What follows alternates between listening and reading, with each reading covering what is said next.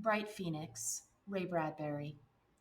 One day in April 2022, the great library door slammed flat shut. Thunder. Hello, I thought. At the bottom step, glowering up at my desk, in a United Legion uniform which no longer hung as neatly upon him as it had 20 years before, stood Jonathan Barnes. Seeing his bravado momentarily in pause, I recalled 10,000 veteran speeches sprayed from his mouth, the endless wind whipped flag parades he had hustled, panted through, the grease cold chicken and the green pea patriot banquets he had practically cooked himself, the civic drive stillborn in his hat. Now Jonathan Barnes stomped up the creaking main library steps, giving each the full downthrust of his power, weight, and new authority. His echoes rushed back from the vast ceilings, must have shocked even him into better manners, for when he reached my desk, I felt his warmly liquored breath stir mere whispers on my face. I'm here for the books, Tom. I turned casually to check some index cards. When they're ready, we'll call you. Hold on, he said. Wait, you're here to pick up the veteran salvage books for hospital distribution? No, no, he cried. I'm here for all the books. I gazed at him. Well, he said, most of them. Most? I blinked once, then bent to rifle the files. Only 10 volumes to a person at a time. Let's see. Here. Why, you let your card expire when you were 20 years old, 30 years ago. See? I held it up. Barnes put both hands on the desk and leaned his great bulk upon them. I see that you are interfering. His face began to color, his breath to husk and rattle. I don't need a card for my work. So loud was his whisper that a myriad of white pages stopped butterflying under far green lamps in the big stone rooms. Faintly, a few books thudded shut. Reading people lifted their serene faces. Their eyes, made antelope by the time and weather of this place, pleaded for silence to return, as it always must when a tiger has come and gone from a special freshwater spring, as this surely was. Looking at these upturned, gentle faces, I thought of my 40 years of living, working, even sleeping here among hidden lives and Vellion's silent and imaginary people.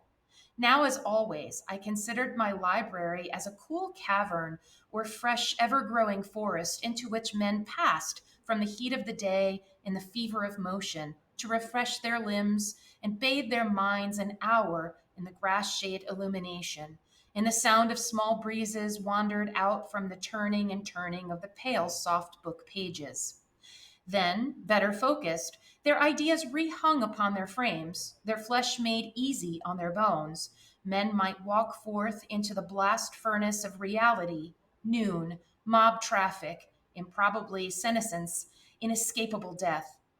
I had seen thousands careen into my library starved and leave well fed.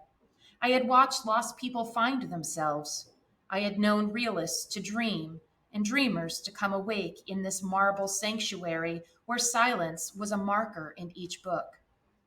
Yes, I said at last, but it will only take a moment to re register you. Fill in this new card, give two reliable references. I don't need references, said Jonathan Barnes, to burn books. Contrarily, said I, you'll need even more to do that.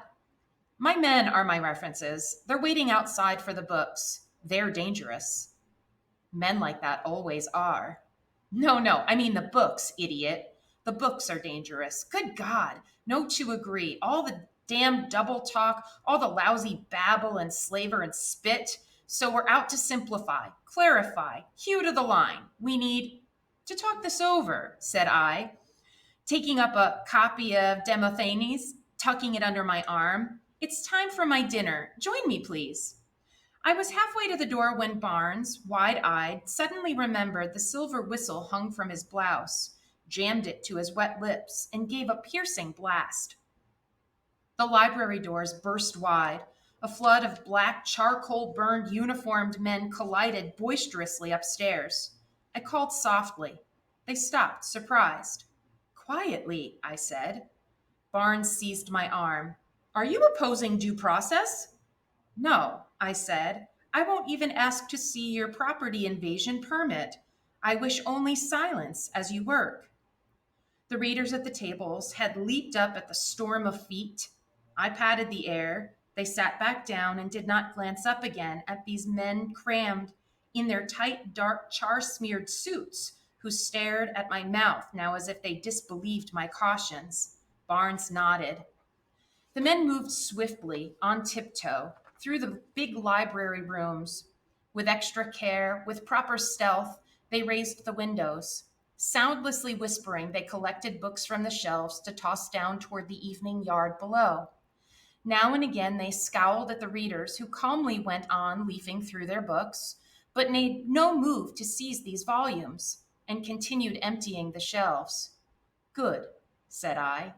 Good? Asked Barnes. Your men can work without you. Take 5. And I was out in the twilight so quickly he could only follow, bursting with unvoiced questions. We crossed the the green lawn, where a huge portable hell was drawn up hungrily, a fat black tar daubed own from which shot red, orange, and gaseous blue flames, into which men were shoveling the wild birds, the literary doves which soared crazily down to flop broken winged. The precious flights poured from every window to thump the earth, to be kerosene soaked and chucked in the gulping furnace. As we passed this destructive, if colorful industry, Barnes mused. Funny, should be crowds a thing like this, but no crowd. How do you figure? I left him. He had to run to catch up. In the small cafe across the street, we took a table, and Barnes, irritable for no reason he could say, called out, Service! I've got to get back to work. Walter, the proprietor, strolled over with some dog eared menus. Walter looked at me. I winked. Walter looked at Jonathan Barnes. Walter said, Come live with me and buy my love, and we will all the pleasures prove. What? Jonathan Barnes blinked. Call me Ishmael, said Walter. Ishmael, I said. We'll have a coffee to start. Walter came back with the coffee. Tiger, tiger, burning bright, he said, in the forest of the night. Barnes stared after the man who walked away casually. What's eating him? Is he nuts?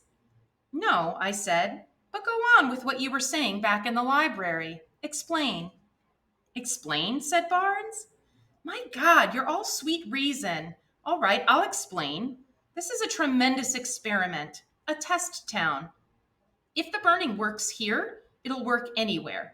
We don't burn everything. No, no. You noticed my men cleaning only certain shelves and categories? We'll eviscerate about 49.2%. Then we'll report our success to the overall government committee. Excellent, I said. Barnes eyed me. How can you be so cheerful? Any library's problem, I said, is where to put the books. You've helped me solve it.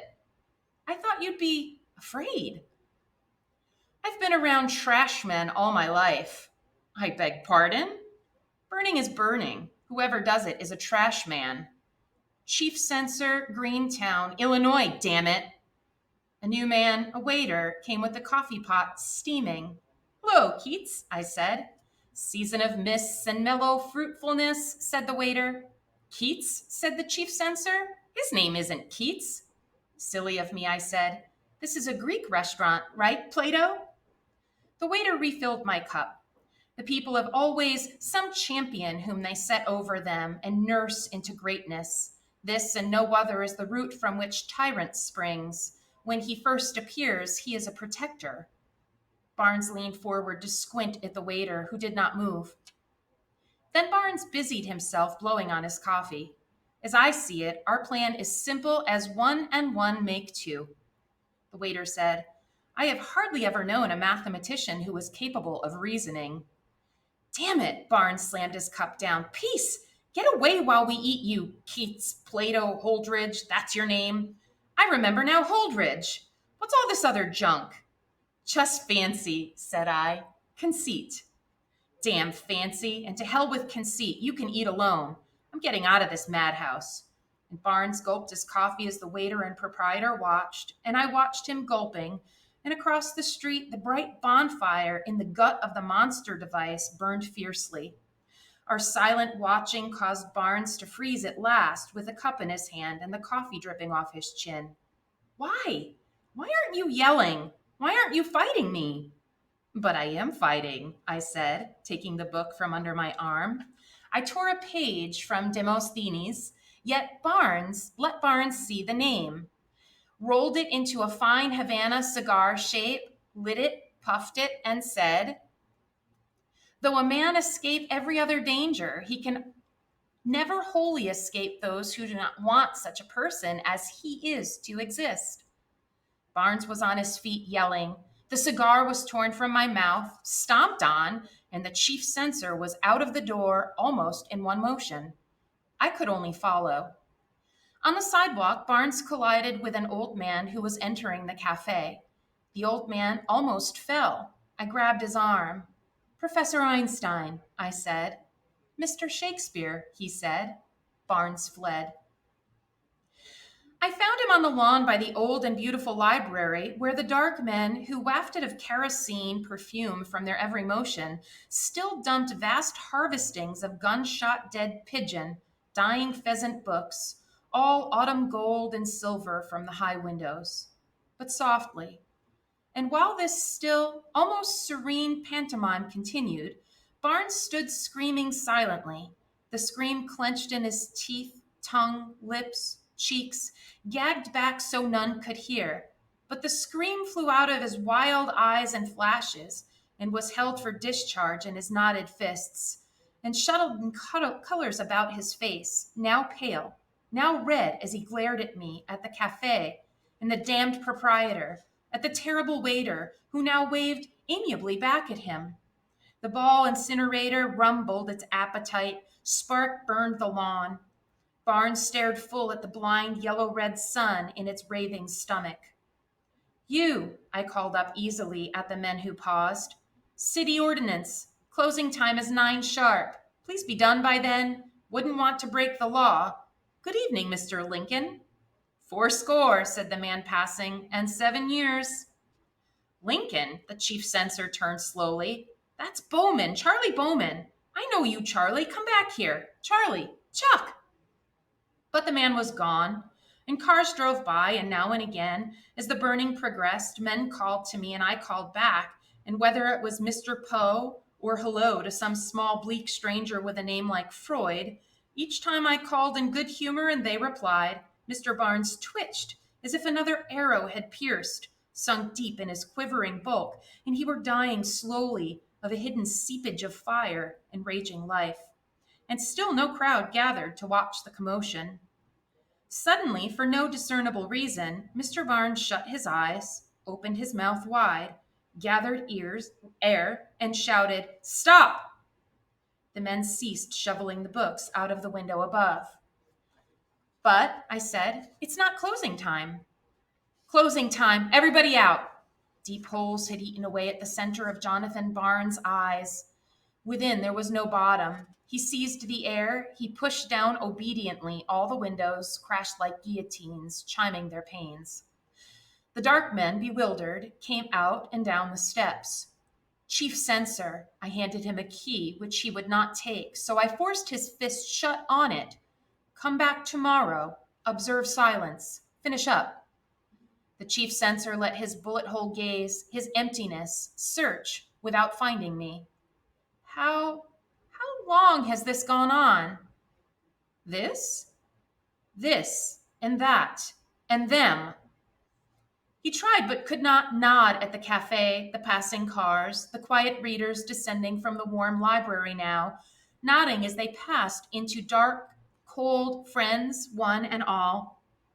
His blind man's rectal gaze ate holes where my face was. His tongue, anesthetized, stirred. Do you think you can call all fool me? I did not answer. How can you be sure, he said, I won't burn people as well as books? I did not answer. I left him standing in the complete night. Inside, I checked out the last volumes of those leaving the library now, with night come on and shadows everywhere, and the great ball machinery churning smoke, its fire dying in the spring grass where the chief censor stood like a poured cement statue, not seeing his men drive off. His fist suddenly flew high. Something swift and bright flew up to crack the front door glass. Then Barnes turned and walked after the incinerator as it trundled off, a fat black funeral urn unraveling long tissues and scarves of black bunting smoke and fast vanishing crepe. I sat listening. In the far rooms filled with soft jungle illumination, there was a lovely autumnal turning of leaves, faint sifts of breathing, infinitesimal quirks, the gesture of a hand, the glint of a ring, the intelligent squirrel blink of an eye. Some nocturnal voyager sailed between the half empty stacks. In porcelain serenity, the restroom waters flowed down to a still and distant sea. My people, my friends, one by one, passed from the cool marble, the green glades, out into a night better than we could ever have hoped for. At 9, I went out to pick up the thrown front door key. I let the last reader, an old man, out with me, and as I was locking up, he took a deep breath of cool air, looked at the town, the spark burned lawn, and said, "Will they come back again, ever?" "Let them. We're ready for them, aren't we?" The old man took my hand. "The wolf also shall dwell with the lamb, and the leopard shall lie down with the kid, and the calf and the young lion and the fatling together." We moved down the steps. "Good evening, Isaiah," I said. "Mr. Socrates," he said. "Good night." And each walked his own way in the dark.